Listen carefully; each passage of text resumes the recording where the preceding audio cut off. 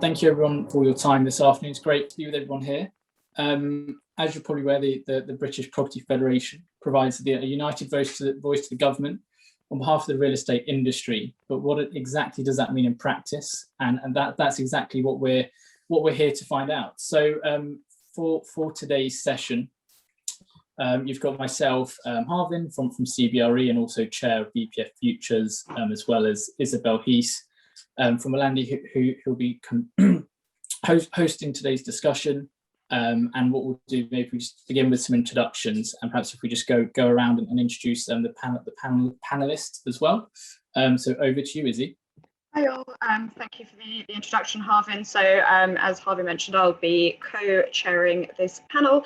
I'm also a member of the BPF Futures board, and in my day job, I head up the research and analytics team at a property company called Ilandy. I'll now pass on to our panel members to introduce themselves. So I'll start from the left-hand side. Melanie. Thanks, good afternoon everyone. I'm Melanie Leach and I'm Chief Executive of the BPF. And next on my screen, I have Ghislaine. I'm Ghislaine Halpenny. I'm the Director of Strategy and External Affairs at BPF. And Ian. I'm Ian Fletcher. I'm one of two Directors of Policy at BPF. I focus on development issues, planning, and all the alternative asset classes, student, residential, healthcare. Jon? Yep, Jon Fletcher, other Director of Policy. I cover finance and commercial, so everything from tax through business rates, town centres, and insolvency. And then over to Mandy. Hi, thank you. I'm Mandy Catchell. I'm Head of Government Relations at the Scottish Property Federation. So we do the same work broadly, except in the devolved environment. So in Scotland, the approach is in the Scotland Act. So anything that is not listed in the Scotland Act as being reserved is effectively devolved. Thank you very much for everyone for the introductions. With that in mind, we'll kick off into our first question for today's debate. So Melanie, we'll start with you. I suppose a day in the life of a lobbyist.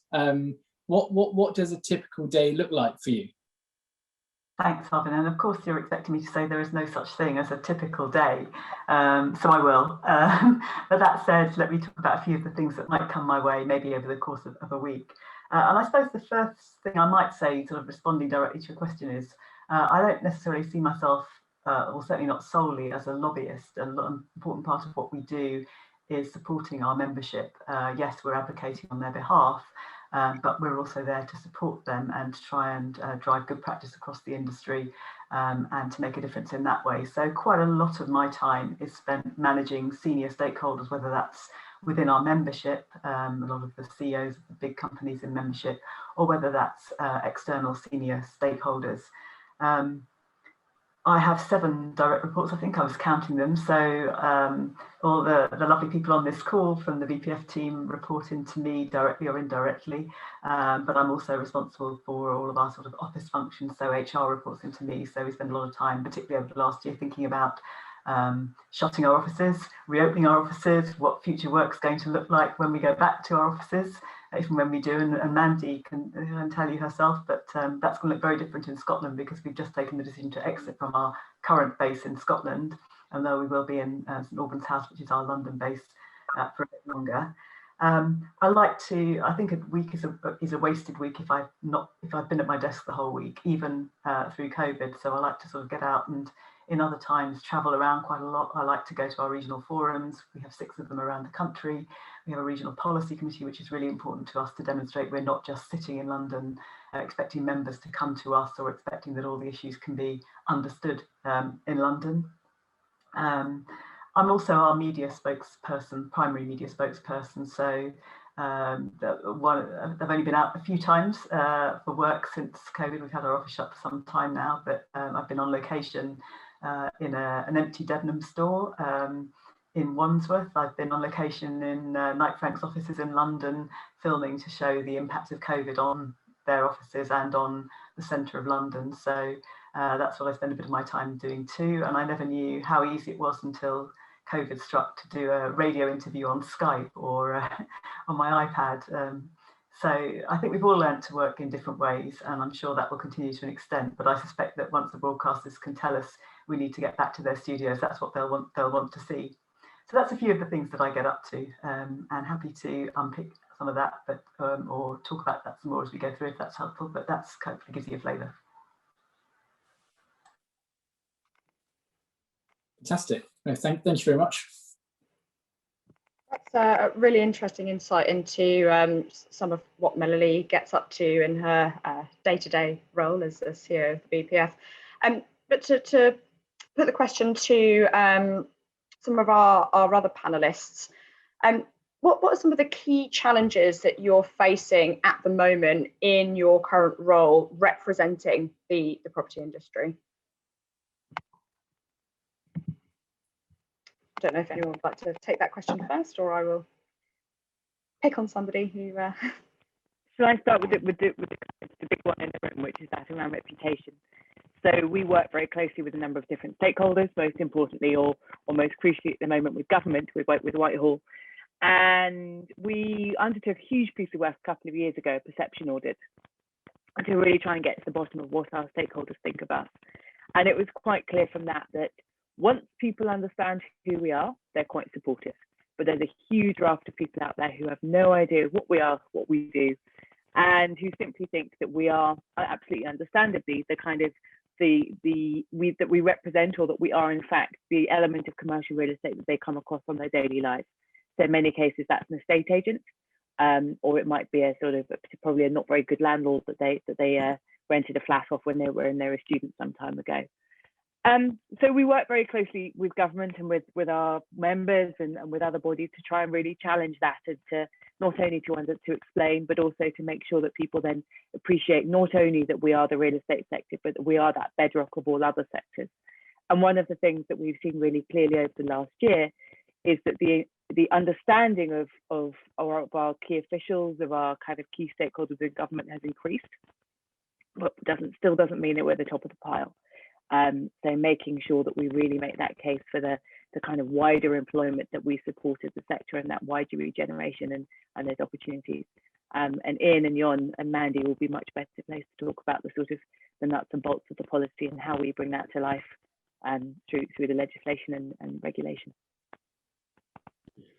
And just to add to that, I mean, from my perspective, I think one of the challenges I face quite often is in explaining that the property industry is quite unique in that it straddles the worlds between the financial services and sort of the more real economy. You know, it's an asset class that people invest in, like equities, like bonds, but at the same time, it's something that's all around us every day, and it's a very real investment asset.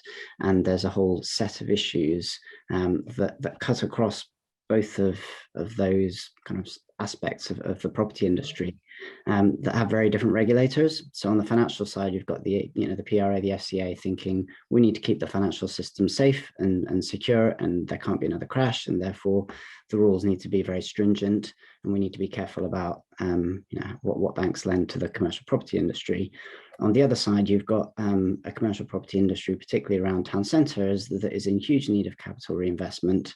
There's a desperate need for money and imagination to solve town centre issues, for example, and yet some of the rules around what banks can and can't lend to are potentially getting in the way of that, because they are, rationally from the regulator's point of view, trying to encourage banks to lend against safe things rather than potentially risky things like town centre regen schemes. So there's a bit of a challenge there in making everybody understand that property is not just a financial asset. It's not just what you see on the street. It's all of that, and the rules need to work to support that. And Mandy, would you say some of the points that kind of Jon mentioned and Ghislaine around some of those challenges that they face, would you say there are kind of synergies to what similar challenges that you face kind of unique to Scotland, or are there particular challenges that are very unique to Scotland that perhaps we don't kind of see further afield? Yes, first of all, I should apologise. I didn't explain. I'm clearly not David Melhu, who is our director. I'm currently covering for him. Yes, there are actually. The foremost one, of course, being we work with two governments, which is quite coming to the fore at the moment, because we have to work quite subtly with the UK government doesn't really have much of a presence in Scotland, but it's quite tricky. And to put that into context, the current discussions at the moment over green ports and free ports. So we often find there's a reluctance between governments to talk to each other or share information. And that's also the other thing that I can immediately think of is the utilities companies and the grid. So because of the green economy and our move towards the green economy and the approach of the electrification of the grid, which of course is a reserved matter. So although if we can't get the governments talking to each other, that can be very difficult. And that's probably one of the key differences between Scotland and south of the border. And from my perspective on the housing side here, it's a very fast-moving area of policy. I think it's the one area of property where everybody has a view. General public, yeah, I think that they have a good knowledge and expertise themselves in housing. And so there's often very deeply ingrained perceptions, particularly about the private rented sector, both on the part of public, but also on the part of politicians. You know, they have a regular stream of correspondence about housing issues coming into them. We've also got obviously a government that wants to, I suppose, emphasise its credentials on home ownership. And then more broadly, I think there's challenges around sort of quality of development, not being helped over the last few years by building safety concerns. And then how all that sort of plays out at a local level with sort of a public that is not always receptive to housing in terms of NIMBYism. So we have to, I suppose, talk up the good, illustrate the kind of quality development you're getting from our membership, some of the services and other facets of build to rent. Let's do things out of the ordinary a bit. So recently we corralled 26 organisations to talk about the government's permitted development rights and to oppose those because we didn't think it would deliver quality development. And then I suppose we have quite a local government focus on my side of things. So despite what people may or may not think of planners, ultimately we need to get on with planners, to understand the pressures and the workload that they're under, and try and work constructively with the planning fraternity out there. And probably finally, just being transparent. We've been very transparent, I think, about build to rent. You can go onto the map on our website and see any build to rent development in the UK, and I think that sort of helps build trust with politicians who naturally come to, I think, the private rented sector with a certain amount of mistrust. So just getting that information out there to them, I think, is important.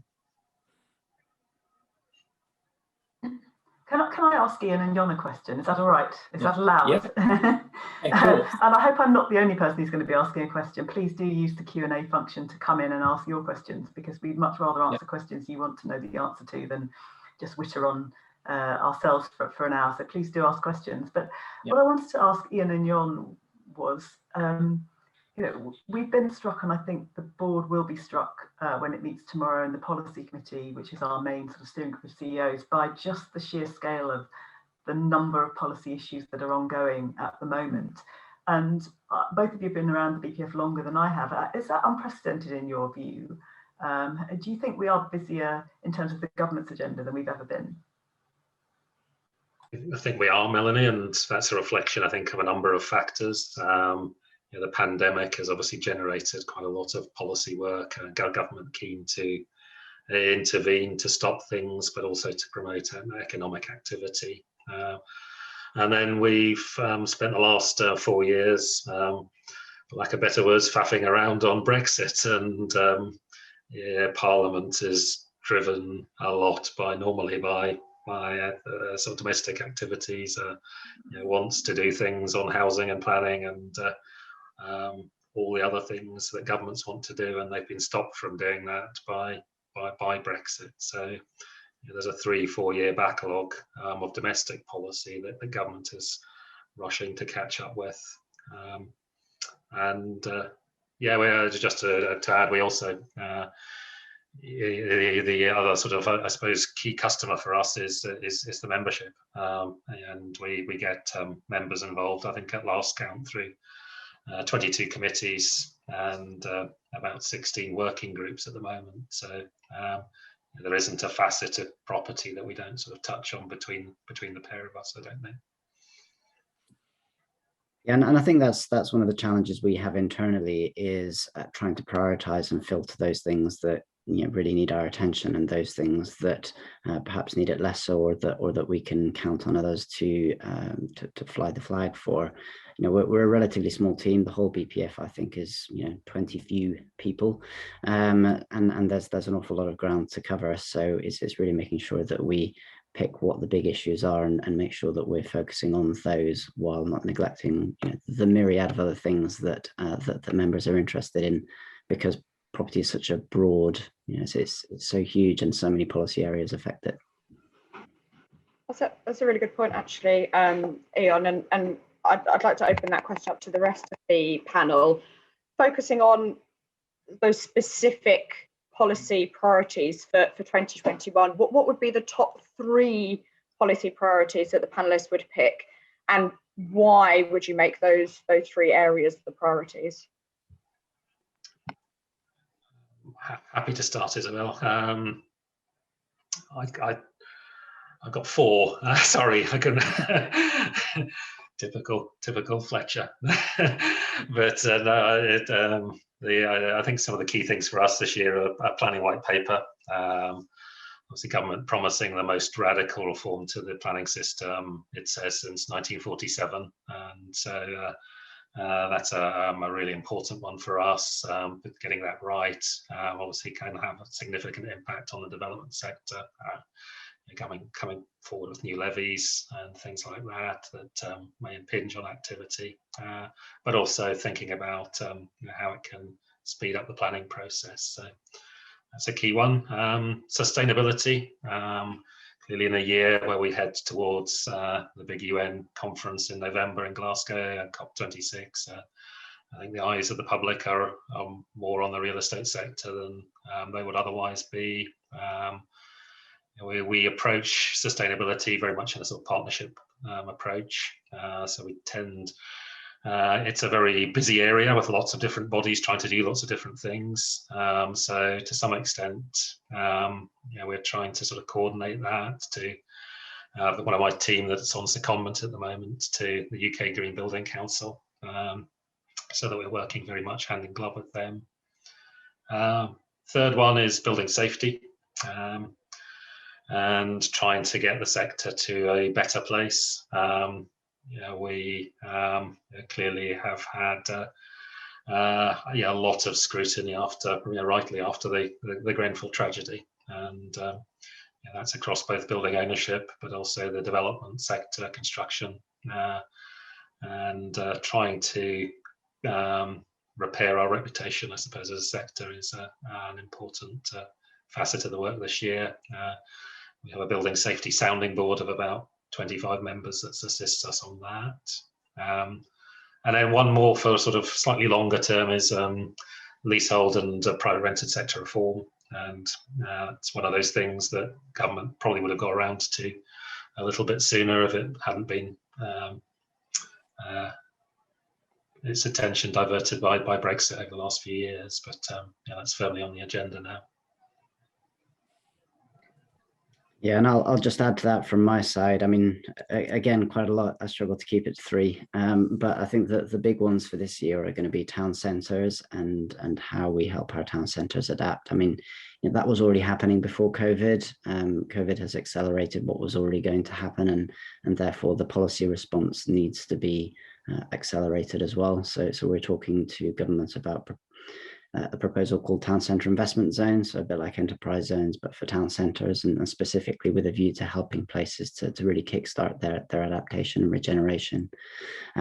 There's also going to be a review of the commercial property owner-occupier relationship. So you've got the Landlord and Tenant Act 1954. It's been around with us for a very long time. There's acknowledgement, I think, from all sides that it's outdated and in need of review. And so that's part of what this government review is going to consider. But I think they also want to go broader than that. They want to look at the relationship, the nature of the relationship between owners and occupiers, and where is it working, where is it not working, and to what extent is the fact that it's not working down to the rules being out of date, and how can we better support commercial property owners and occupiers through the legislation to have the kind of relationships that help with things like vibrant town centres or getting to net zero, or some of the other big policy challenges that the government's tackling. So that's going to be a big area later in the year as well. And then business rates, everybody's favorite. We've had a so-called fundamental review underway at the moment. Business rates has increased steadily since it was introduced in the 90s. The rate's now over 50%. It's completely out of whack with every other tax. It's unsustainable. Something needs to happen.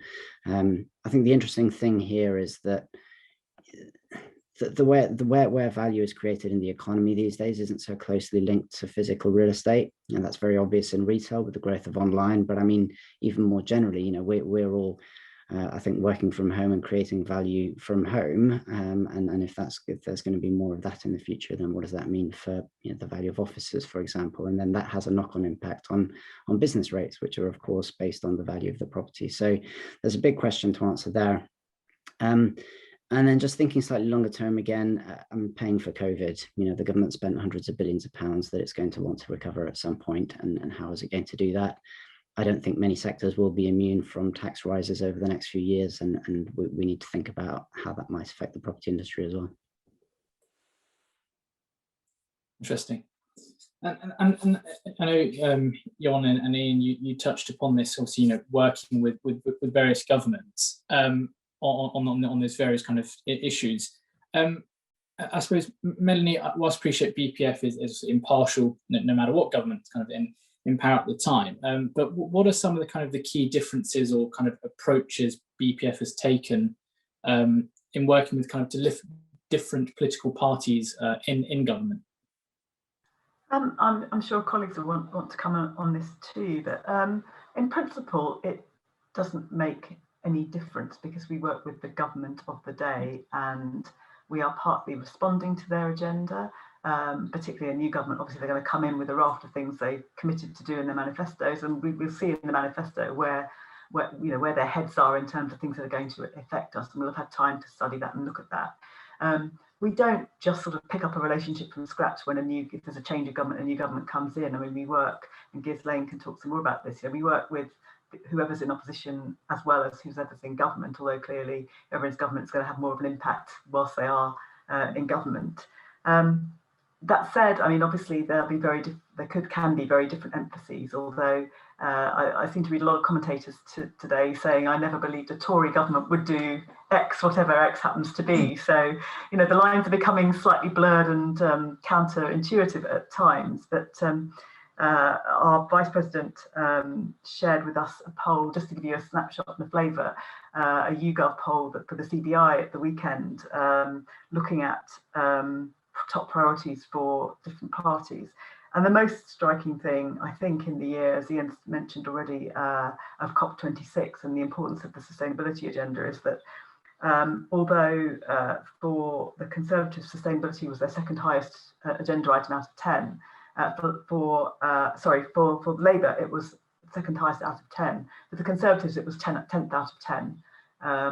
They were prioritising skills and training, trade strategy, innovation, R&D much more highly. So there are differences of emphases, there are differences of philosophical approach, although, as I've said, I think sometimes the boundaries getting increasingly blurred. But Ghislaine, you might want to come in as well on that. Sure, and I think one of the other things, or two other things really that are quite helpful around that, is that our relationships not only with ministers and those who advise the ministers, those special advisors and those within the party, but also with officials. And we spend a lot of time talking to officials because ultimately they don't change. They don't move around. Well, they do move around, but they don't move around with an election. So you've got that body of knowledge that's really being kept within a department. And that's really, really powerful for us. And those relationships are really powerful. And without the support of the officials in the department, without the support of those kind of additional players, it's very, very difficult to get any real traction. And the other thing that we do is we work quite closely with who we refer to as the political influencers. So each party will have a number of think tanks that they particularly work with, so whether it be Policy Exchange or IPPR or New Economic Foundation. And we get to know them very well. We get to know how they think, sometimes partnering with them on research, sometimes working with them around party conferences. And lots of times there's a bit of, there's a flow of people from one to the other. So you'll often find that someone who's working for one of those will then suddenly arrive in number 10 or suddenly arrive as a spad to somebody else. And those personal relationships are really, really helpful. If you can pick up a phone or drop a message to one of them, then you've immediately managed to build up that connection. And then the other thing is, of course, the kind of more regional lineup. So the way in which we work with combined authorities, and the advent of the combined authorities and the metro mayors gave us a whole new wave of people to have to communicate with and to have to get used to working with. And some of those relationships are really strong as well. So that's not just about us lobbying them at a local on a local basis, but we can also work hand in hand with them. So with Steve Rotherham or with Andy Street to go to Whitehall and say, not only do we the sector want X, Y, or Z, or not want X or Y or Z, but actually this is how it will harm your region or your local authority or whatever that may be. So there's a number of different, I suppose, kind of touch points within the political ecosystem that we really get involved with. And as Melanie said, there's variations between them, but actually the kind of the ways of working are very similar. Mandy, I mean, is it different in Scotland? How do you work? It's quite similar, really. We have the local authorities, obviously, would be the sort of regional areas. Working with the Parliament, well, at the moment, we're obviously heading towards the election on the 6th of May. So we've been actually moving around each of the political parties in turn, speaking to them about where we see that the industry and trying to promote the industry, how it can contribute to the bounce back from COVID. So they also, in parallel to that, we have our national planning framework, MPF4, which actually encompasses all of the policies together. It's a kind of one sheet fits all, trying to capture everything in one document. So what we've done this year is we're working, and we hope to publish that this week actually. We're working on an action plan for government based around the 4 priorities in the national planning framework, which is wellbeing economy, net zero emissions, better greener places, and resilient communities. So what we've done is we've worked out about 16-point action plan over these 4 areas, and we've taken that to each of the various political parties, including, of course, the UK government, which is like a 4th arm, if you like, as well.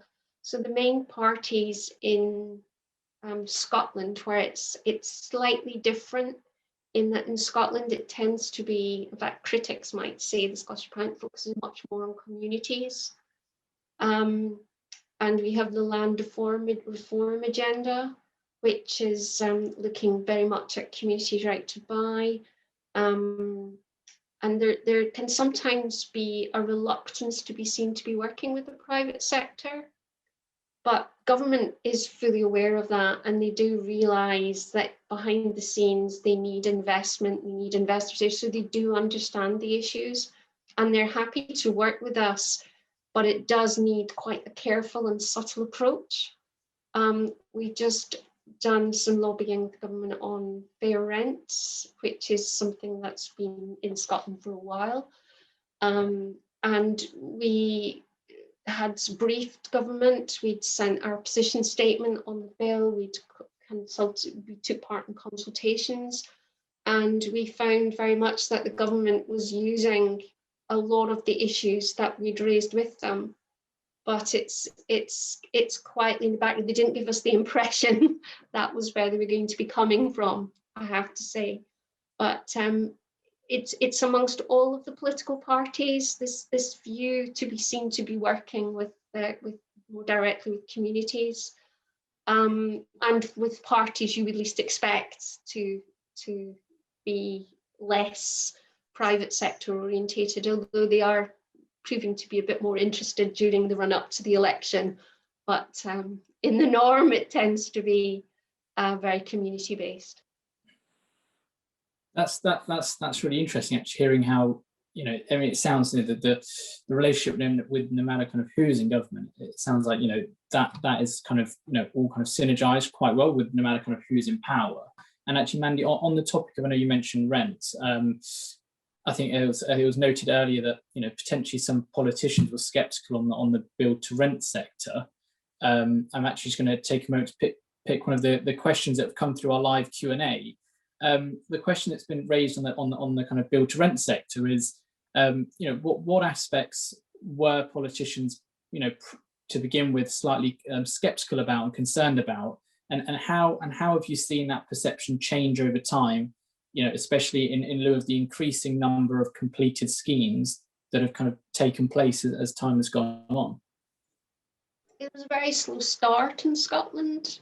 We're seeing now more and more efforts. The Scottish Government actually did try to encourage build to rent by introducing a scheme called it's underpinning a rent guarantee scheme, which is really just starting to see signs of people taking that up now.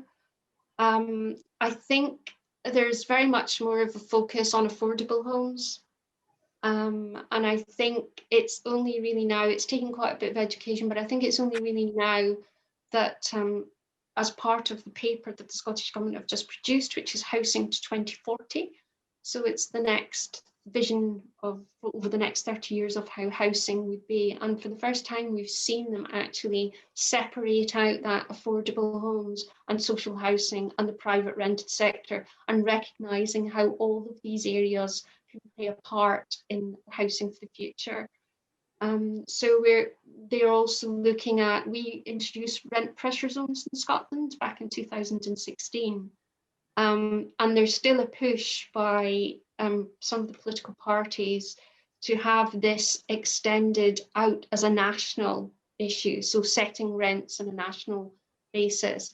But we've just lobbied government and parliament across the various parties, and there seems to be some recognition now that what we actually need is proper rental data to make the process work, because it's very much a localised issue.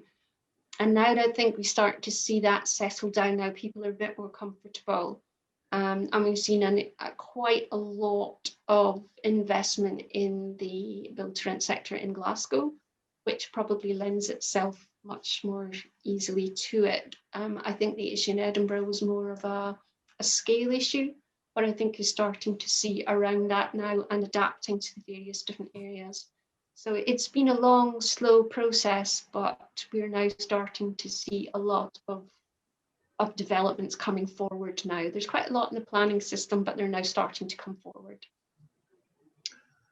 South of the border, Harvin, I'll keep this brief so we can move on. But we're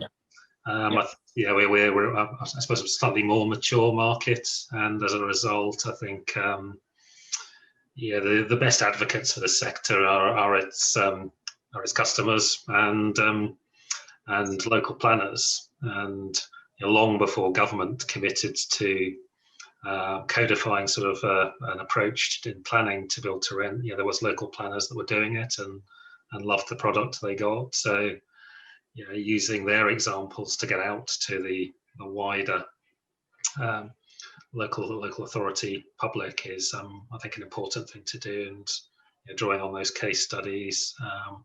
We're fortunate in that we've also sort of coincided with a number of sort of prop tech innovations, and so we're able to capture quite a lot of sort of customer satisfaction, customer data. So using that to illustrate that the sector is something very different from the buy-to-let or private rented sector. I think two important things that we can do and will continue to do. we issued a report at the start of the year called Who Lives in Build to Rent, which looked at 1,700 tenants, and just bringing that story to life is really important. Great, thanks, Ian. Some really interesting insights there from the panelists in terms of how they're engaging with government across various different levels of local government and beyond. It'd be great at this point in time to just take actually an opportunity to put some questions to our audience and ask them in their view. So we're going to do a quick poll. I believe the poll is going to be up on your screen shortly.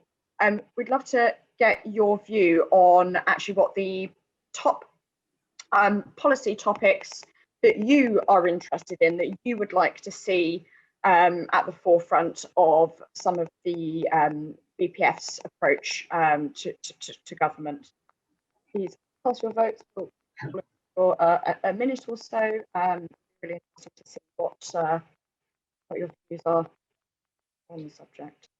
I think the snap poll should be coming to a close very soon.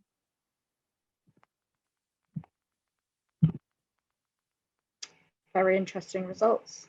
Sustainability and net zero to 2025 certainly seems to be right at the top of everybody's agenda, followed quite closely by high streets and town centres and residential leasehold and tenancy reform. Now, those clearly are right at the top of the sort of three priority areas that our audience group are interested in the coming year.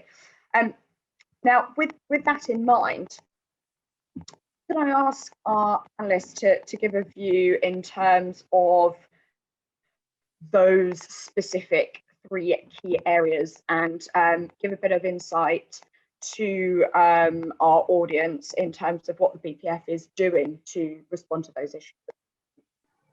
I'm happy to pick up sustainability and net zero, and as said, that's an area of work that one of our team, Alex Green, particularly works on. He is seconded into the UK Green Building Council for 1.5 days a week, and the reason that he is that they're developing what they call their roadmap to net zero. So this is something that's not just for taking us to COP26, but trying to set out a long-term strategy for both operational uses within our sector, but also how we contribute to carbon through the construction activities that we engage in, where we locate buildings. So it's a sort of an end-to-end roadmap. We're also what's called an accelerator partner of government. So we're in the process of going through that at the moment. There's what's called the race to zero. So most industries are committing to particular targets for COP26, and as an accelerator partner, we are seeking to see how we can corral our membership. I think at the moment, 22 of our members are signed up to the UN's program, but clearly there's a lot of scope to do a lot more. And so we're likely to be set a target to take that up to a far more meaningful figure than 22. We deal quite a lot, and we will this year, on legislative reforms the government's bringing forward. Just had a big policy success in getting operational ratings of buildings extended to larger private sector buildings as well as public sector ones, and that will drive, I think, a lot of retrofitting activity in the occupational sector, and their landlords supporting that.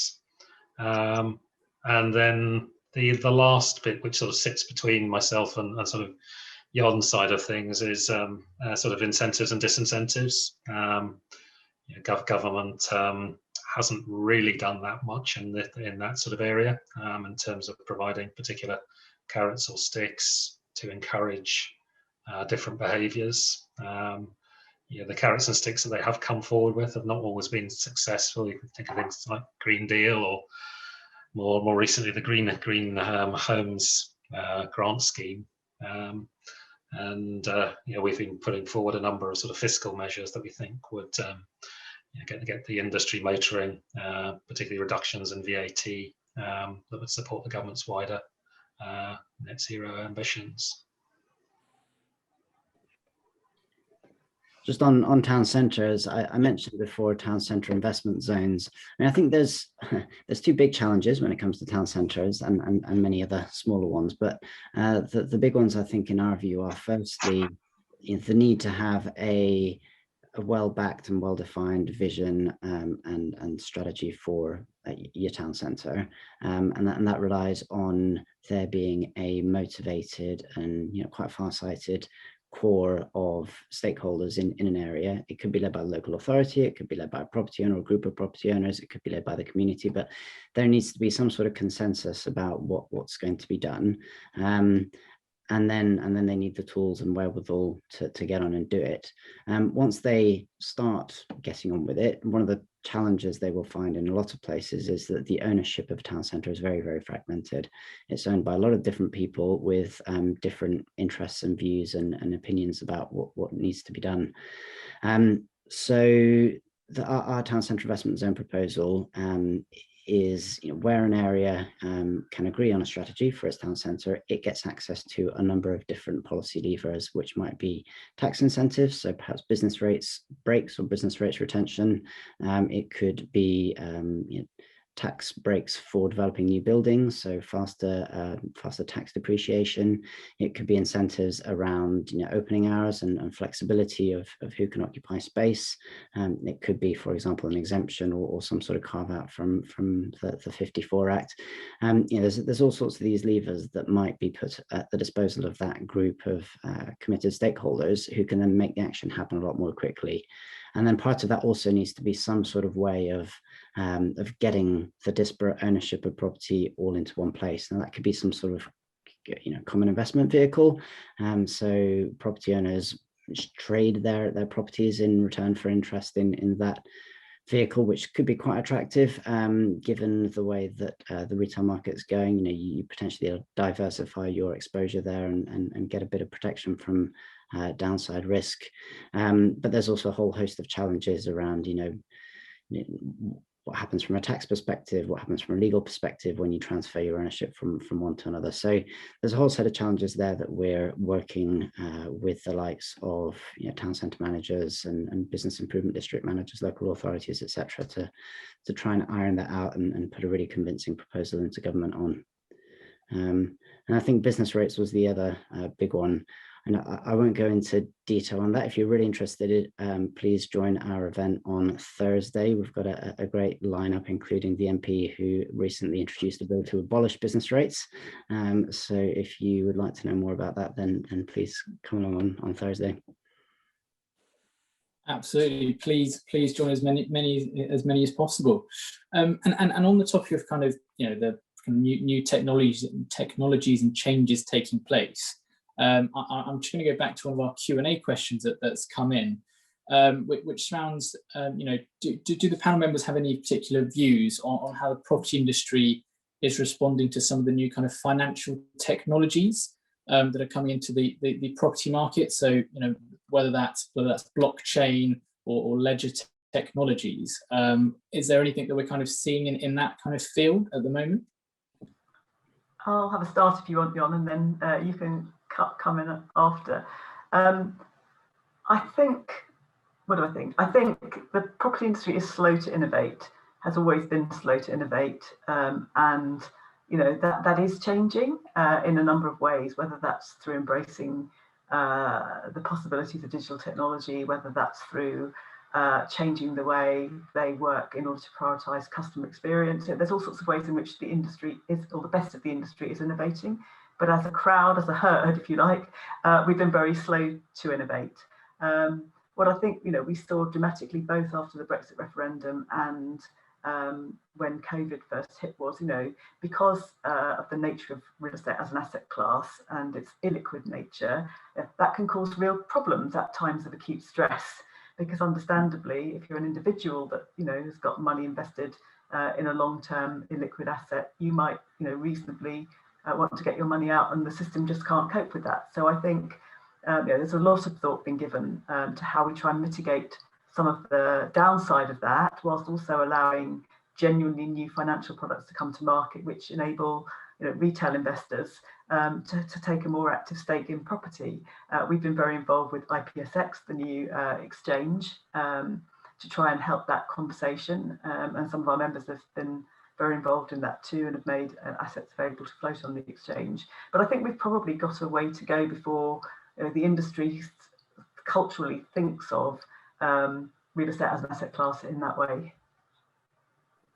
Yeah, and I wasn't going to add much more other than to say, I mean, it's partly about the UK's investment culture as in terms of us as individual investors, and the extent to which we're interested in putting money directly into property in the way that some of these decentralized ownership options would allow us to do. I think it's probably going to take quite a big educational piece to your average investor on the street to get them comfortable with that. And then if you are going to make a sort of a truly big opportunity, you need to convince the institutional investors to get behind that as well. And I think by and large, they are relatively comfortable with how things are. So that's not to say that it won't ever change, but I think and we certainly welcome it. But as Melanie said, I think we've got a little way to go yet. Yeah, it'll certainly be interesting to see how that kind of sector or world, so to speak, changes in relation to the property market, for sure. I suppose, Harvin, the other part of it is that some of the technologies that were on the question are less directly about property, and they're more about the sort of the very transactional nature of the way that property is traded, and changes there, things like using secure end-to-end encrypted vehicles to make it easier to do conveyancing, or to just to buy and sell buildings. That would happen anyway, because that will be relevant to other asset classes and other things that are happening in the market. So that will be, if you like, forced upon us, or at least we'll be driven to that, I think, as well. Yeah. Fantastic, awesome. Just conscious of the time, and actually one of the other questions that probably come through, it's worth just going through some of the Q&A questions that have come through. A slightly more generic question for the panelists is why did you decide upon a career in policy and real estate, and do you have any other experience outside of real estate? So clearly someone who's potentially looking to get into join that sector. So perhaps Ghislaine, should we start with you with that question? So I'm the kind of the BPF lifer on the panel, I'm afraid. So I did a law conversion course, and I came out of law school just at the peak of the crash. Realised I didn't know any happy lawyers at the time, but was always a bit of a kind of property and planning nerd. So applied for a million internships, got one interview, got one job, and I'm still there.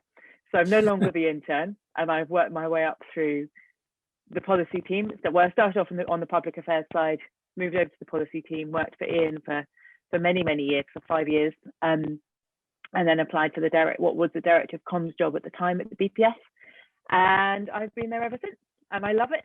And it is always challenging, and there's always new things. It's a fantastic team, but yeah. So I don't have a property qualification, but I do have a legal qualification, and which has certainly stood me in good stead when having to negotiate with officials about final part of the policy. I mean, I'm happy to go next. I didn't choose a career in either policy or the property industry. It just kind of happened. So my background is as an accountant. I used to work at EY. I was a real estate tax advisor there. Why real estate? Well, it's the last department I ended up on the graduate rotation scheme, so it kind of stuck. And then I got an opportunity to do a secondment at the BPF, and I kind of came along for 6 months and really enjoyed it and stayed on. So yeah, as Ghislaine says, it's really, I mean, property is just really interesting because it's all around us, and we can really relate to it. And the policy work is really interesting as well, because it just gives you a really big picture of what's going on, and that's something that really appeals to me.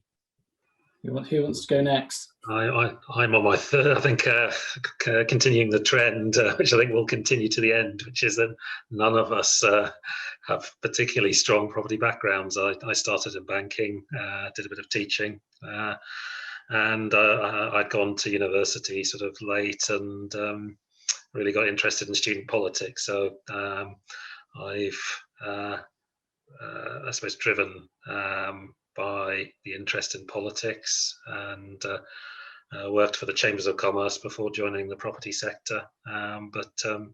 Yeah, as Jon says, the property sector's been a fantastic place, I think, for me over the last 20 years. Great people, great organisations, and you don't really sort of, until you're in the sector, I don't think fully appreciate the built environment around you and the contribution that it makes. So yeah, never a dull day. Thank you. Mandy, do you want to go next? Yeah, I can go next. Well, I'm a career civil servant before I moved over to SPF. So just prior to leaving, I was strategic risk manager in the Scottish government and its agencies. And I moved over to SPF some time back. And that was really first of me being in the private sector. And the property industry actually was quite an attraction, because I had done a sort of overarching job within the Scottish government, and I was astonished at the levels and the areas of government that the property industry actually impacts on. Noticeably so that the amount of colleagues that I have come across, and they sort of, well, what are you doing here? Because they did not realise the extent of the interest of the industry.